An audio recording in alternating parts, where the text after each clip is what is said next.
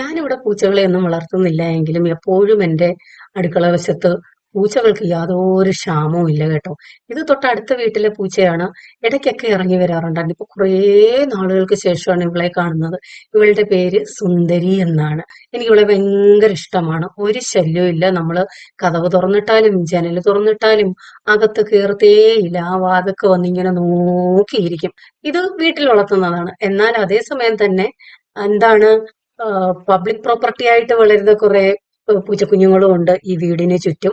അവര് ഭയങ്കര ശല്യമാണ്. കതകോ ജനലോ ഒരിച്ചിരി തുറന്നിടാൻ പറ്റത്തില്ല. ഒരു വീടാവുമ്പോ നമ്മൾ ഇടയ്ക്കൊക്കെ തുറന്നെടുക്കില്ലേ. അവരാണ് ദേ ഇവർ.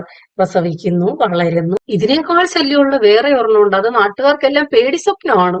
സമയം രാവിലെ തൊട്ടേ ഇവിടെ ആയിരിക്കും, അല്ലെന്നുണ്ടെങ്കിൽ രാത്രി സഞ്ചാരമാണ് കൂടുതലും. അപ്പൊ ഇവർക്ക് ഞാൻ ആഹാരമൊക്കെ കൊടുക്കാറുണ്ട്, എങ്കിലും കതവ് തുറക്കാൻ സമ്മതിക്കത്തില്ല. എനിക്ക് ടൈം പാസ് ആണ്. ഇവർ ചില സമയം രാത്രിയിലൊക്കെ അച്ചാറിട്ട് കഴിയുമ്പോൾ ഇത് ഏകദേശം